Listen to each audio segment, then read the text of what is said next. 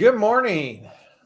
This week, home builders got some adrenaline.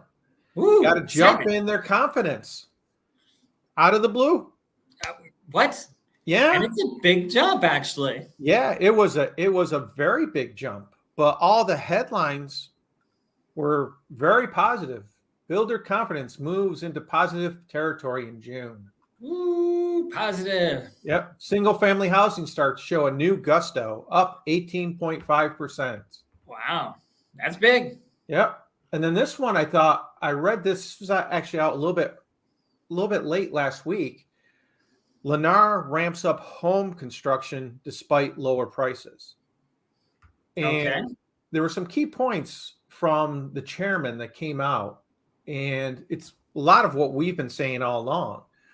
It's that the supply shortage will not resolve, as the 15-year production deficit will take years to resolve. And they're actually their home deliveries are expected to increase 3% to over $17,000 units this year. And the need for workforce housing is a dominant need. Workforce? Are we all workforce? Like what do they mean by that? Is this a fancy way to say starter home? Starter homes. Starter homes. Why not just say starter homes? How about affordable homes? Affordable homes. No. They're not promising they'll be affordable. No, because they kind of got to still figure out where the heck everything's coming in. But when we get in, this was a great one for Mortgage News Daily. They do some great charts, and they're showing the swing. I mean, we had 14 months of lows, and then all of a sudden, boom, we popped. We popped up. And but what causes that confidence, though, out of the blue?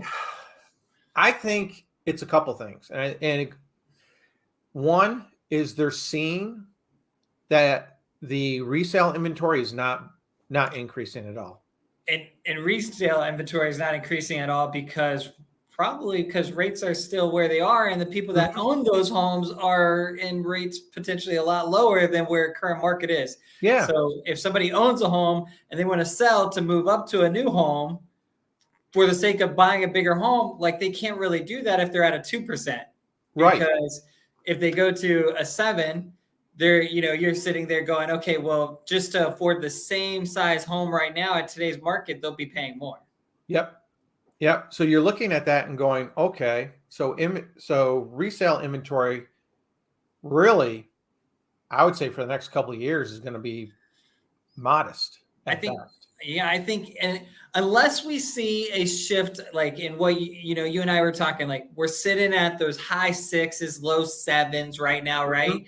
Yep. If we see that shift to where conventional loans are maybe high 5s, low 6s, maybe you see a spike up in buyers or sellers being willing to say, okay, rates have dropped, I'm willing to look now. Correct. Saw an interesting statistic on housing affordability. Okay. And it shows that at 6.5%, we're at the same affordability levels as 2006 and 2007 when they were out of hand. Once we jump above the 6.5, we have the lowest affordability opportunity that we've ever had in history. Once we jump above that 6.5, and I think you and I have both felt that is the couple times we've dropped back down below that 6.5. Yeah, things kind of picked up a little bit. Mm-hmm. We jump back above that 6.5, things slow down. Yep, and it's interesting because you then I get my emails, on a daily basis, and Thursday is always the day you get the what they call quick move-ins, which are homes that are almost finished or finished by builders and are ready to sell. Okay, so these are like track builders, like Taylor Morrison. I see that up there.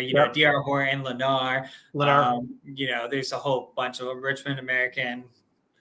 Yep, and they're still putting out a number of incentives to get these houses to continually move. Okay. But here's Taylor Morrison this morning. They've just did a $36,000 price cut on this home, 4-bedroom, 3-bath in Point Siena. They've gone from over 500,000 to 479. Wait, can I just say, like, Point Siena, like, I would have never in my mind been like 500,000 for a 4.2 in Point Siena. Like, No, that's craziness. no, it wasn't a couple years ago. My gosh, you could go out there $150,000. Oh, you were getting a McMansion for 200K. Yeah, yeah, you were getting a beautiful home, with a halfway decent lot size. Mm-hmm.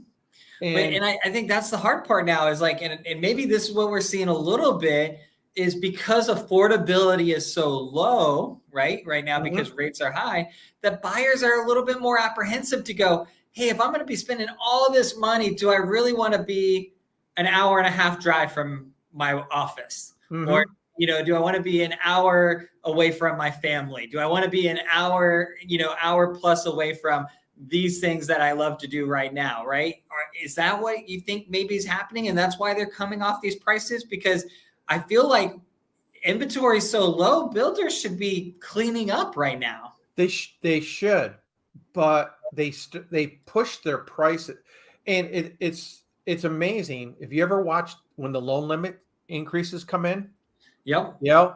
You ever notice that builders' prices go up proportionately? They naturally just climb. They naturally just climb, and it was interesting because there was D.R. Horton was doing development out by Sanford Airport. Okay. Yep.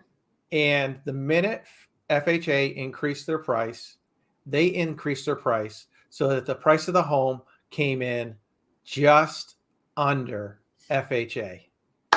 I love it. Just under.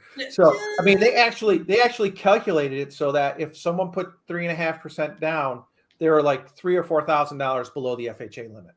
Perfect. You know what? Great. And what caused that house to be worth more? Well, FHA increased their loan limit. You can lend more. If I can lend more, it's worth more, right? That's how it works. Supply demand. Yeah, something like that. Sort of, kind of, sometimes.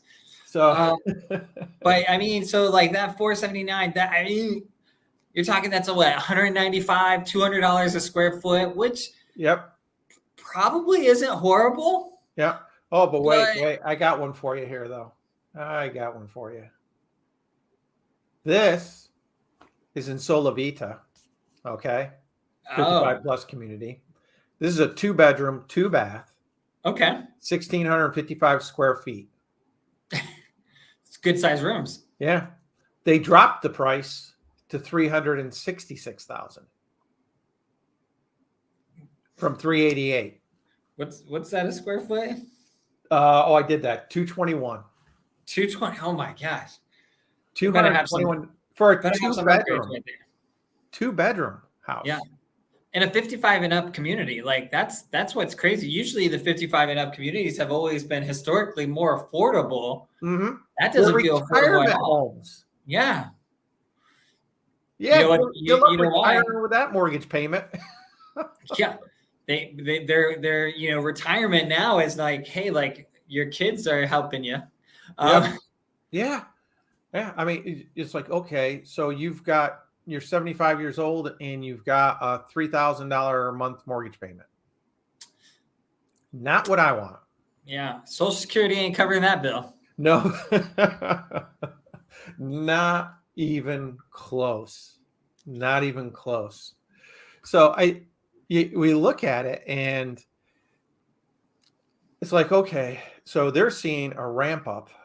Yeah. I think they're looking at it the same way you've got other people in the industry looking at it, is that, okay, the Fed's pushed as far as they're going to go. Mm-hmm. Are they going to stop? Are they going to continue to push? What's going on with inflation? They're going to have, and they're going to have to bring rates down, because even if I pull a permit, I probably got a year, maybe a little bit longer till that house is done. Mm-hmm. Because they can pull the permit, but they don't have to start building right away. Yeah. They do their quote releases. They keep they've got. I mean, I'll tell you what, they've gotten very good. I've got a client looking to sell her house and move into a retirement community, and Lennar only releases 2 or 3 houses a month. That's it. They got 10 people wanting it, but they only release 2. Yeah. So they're not They coming keep off. demand. They don't have to come off their prices. Yeah. You know? I just feel like I'm really curious, and I feel like it'd be so interesting to see one of these builders sit there and be like, you know what, demand is needed, like, and just go out and push a project. Mhm. They'd sell out in a heartbeat and just get it done. Yep. But you don't see that because it's kind of like what you see in the auto industry too right now, right? Like, oh, we have supply chain issues. We have this, which we have in building, and like lumber Mhm. costs went up and this and that. But then once supply, because like what we've seen on the building side is, well, they're not having as many supply chain issues that they were having No, 2 they're years not. ago. They're actually, their supply chain's moving really quick. There's like good stuff that's helping build that builder Mhm. confidence. But they're like, wait a minute. All that supply chains issue slowed down how many we release, which kept demand high, which meant we can maximize profits every home. And now the builders are saying, well, we're just gonna keep that trickle going. Yeah. We're gonna keep that the demand, trickle. Yep. Because what's super happened to high. lumber prices? Lumber's down huge. Yeah. You know? So it's not, their lumber costs are actually a lot less than they were previously. Mm-hmm. So you can't say, well, lumber prices have gone up. No, they've actually plummeted. So Yeah. that's not it. You know?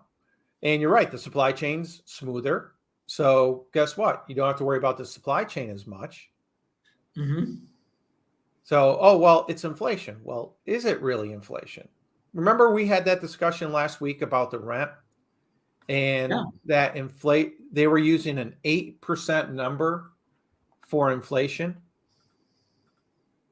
Yeah, that was a high, but we had data. We felt like what rent wasn't. Yeah, we're lower than that.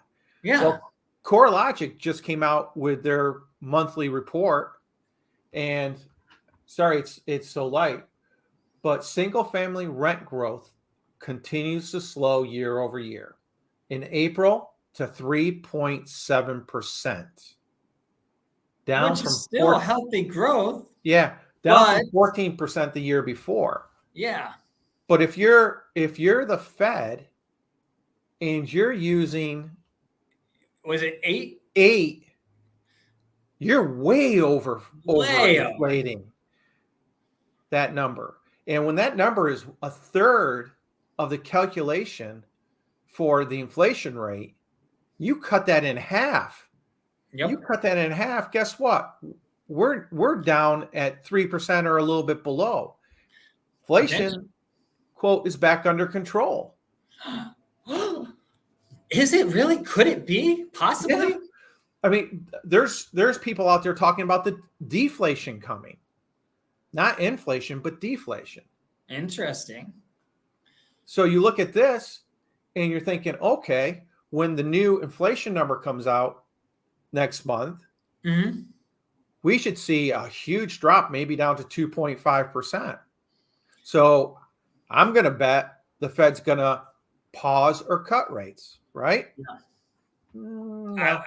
I would think they would do. Wait, what? No. Confidence rating 71% expecting another hike. Yep. Wait. Quarter point hike. Do we think data, like, what are we trying to achieve here? I don't know. I don't know. I'm trying to figure that out. Is what are they? There's a lot of smart people out there. Yeah. But are they getting beyond the headlines and actually looking at real numbers sometimes? I don't know. That's the tough one. You know, I was thinking of maybe sending texting the link to Jerome, of the CoreLogic report, so he could see that, hey, your number's off a little bit. It's stuff like this that starts to make you look at everything and go, okay, what else is in play? Is there more in play? Is there more, like, what's the full picture? Peel the layers on the onion. We don't get it all, because what we're seeing face value, we should probably be holding and kind of waiting this out to go, okay, let's let all of these adjustments that we've done see how they play out, because anytime we have policy change in finance world, it's what, 12 to 18 months to see it fully play out. We've done so much so quickly that we're seeing what we're seeing today was based off of stuff we did a year ago, but we're still acting as if we haven't seen any improvement. Yeah. And we're still holding that data is very held at a point where it seems to be like it's lagging. The data points that they're utilizing to make policy doesn't seem to be most current, most accurate. I agree with you. And unfortunately, we're in a knee-jerk type of world these days. Yeah. Is if you don't see, you do something and you don't see the reward in 2 seconds, people are like, oh my gosh, it's like, no, it's like anything, you look at any professional person, they spent years and years and years, fine tuning their game. You look at some of these, these old reels with Kobe and Michael Jordan, and they'll tell you, hey, they were first in, last out, and they worked their butt off to become that good. And you gotta, nothing good ever happens overnight. I don't believe that. I believe you gotta, it's gotta be worked. It's gotta be earned. You learn, you make mistakes. And it's not like we haven't been through these cycles before. Yeah. We've been through the cycles, and you should know at this point. I always love when you get the headline, oh, they were surprised. Well, why are you surprised? We've seen it before. It shouldn't be a surprise to you. It's usually pretty easy to figure the whole thing out.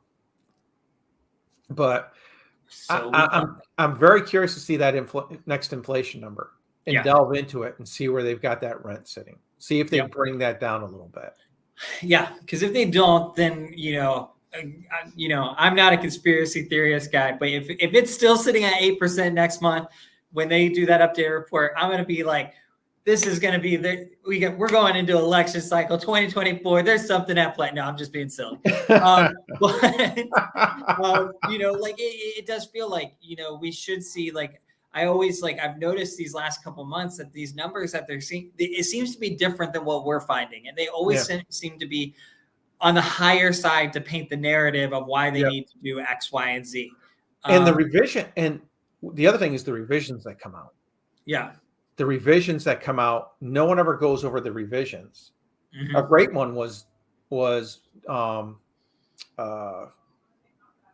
income growth, where they were saying, I think in January, February, it was 4%. They redid the numbers and it was negative. Yep. It's like, well, that makes a world of difference in your numbers. Yeah. But they didn't use those revised numbers for the to base their policy. Yeah. Clickbait, whatever you want to call it. Got to make you read the article.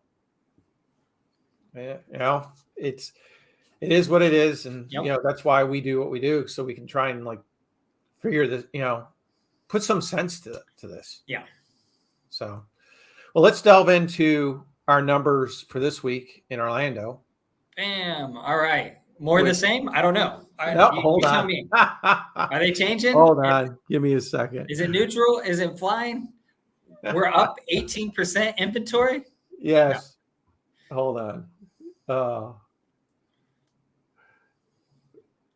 Let's hit the header. Inventory is up day over day. 1 unit. Oh, that's funny. I'm dying in anticipation. Here we go. You gotta. Some days you guys, it's like, oh, I forgot I gotta do this to do this and this to do that. All right. But it was a great week.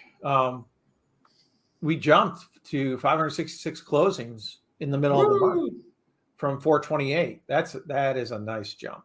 That's a big jump. Yep. And that's a mid-month jump. I think there's something like, usually we see that spike at the end of the month. To see that mid-month, that's kind of nice. Yep.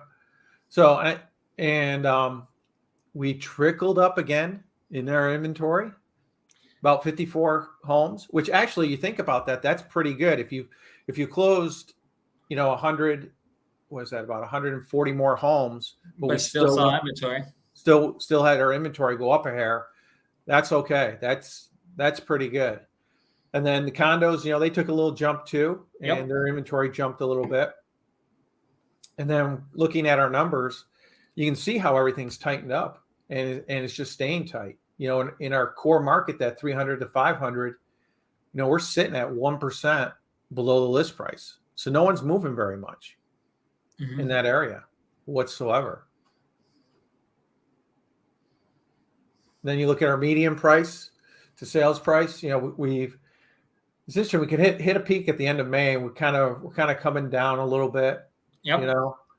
But had a couple spikes in our sales. That 566 is a very nice number overall. Yeah. And then our average days on market, we're pretty much holding steady, just over 40. And our inventory, we actually just pushed above that average.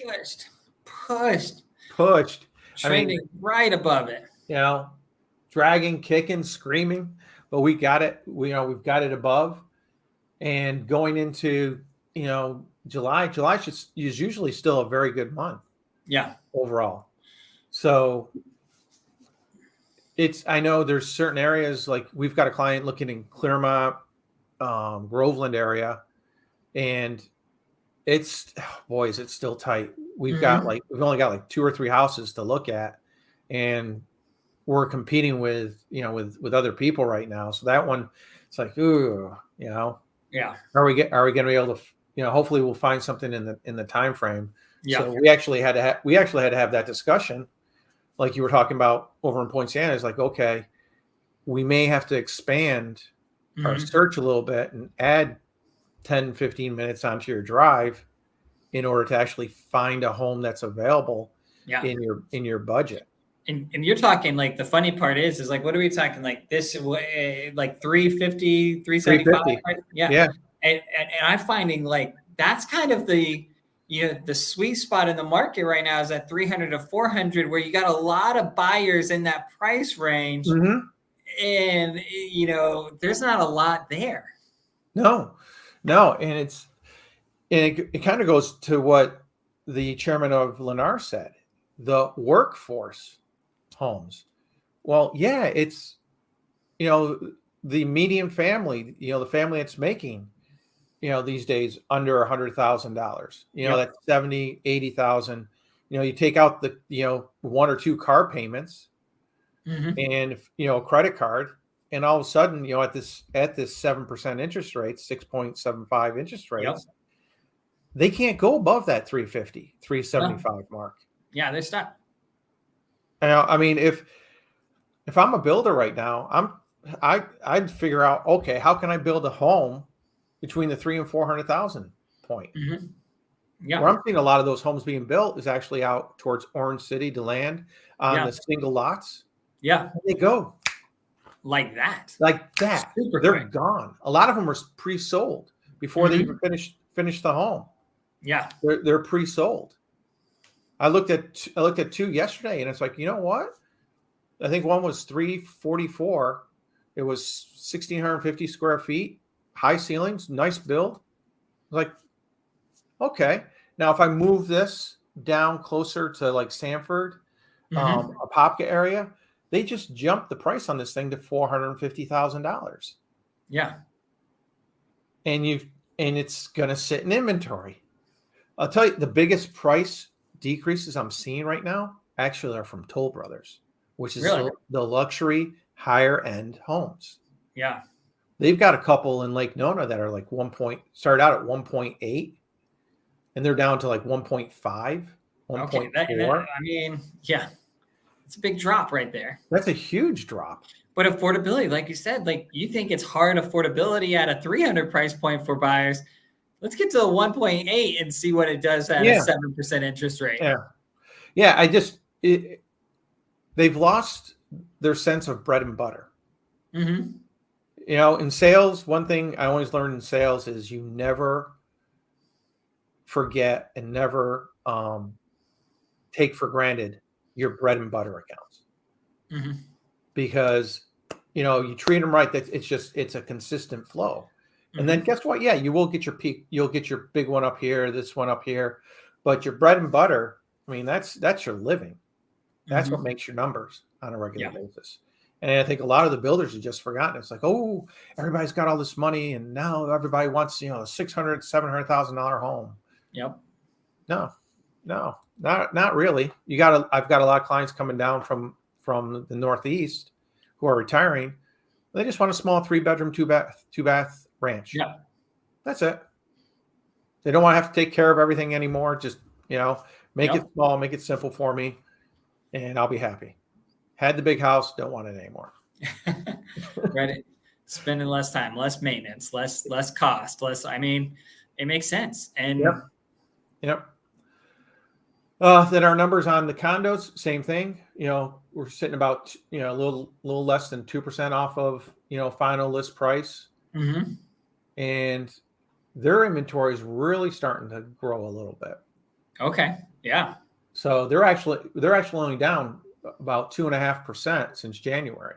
Okay. So that's a big increase then. That's a big increase. That's a good number on the condos. So the condos are getting back up to a more stable, more even market than we've seen in the past. I think part of that is, have you seen some of the HOA increases that have come out lately? There's been some big ones. There's some really big ones. All of a sudden you're jumping to $350, $400, $450 a month on an HOA fee. Yeah. That hurts. That hurts a lot. Yeah. So, but those are our numbers for the week. Thank you for joining us on the Orlando Real Estate Buzz. Joe, pleasure as always. Please like and subscribe, and we look forward to seeing you again next Thursday. Take care. Have a great one, guys.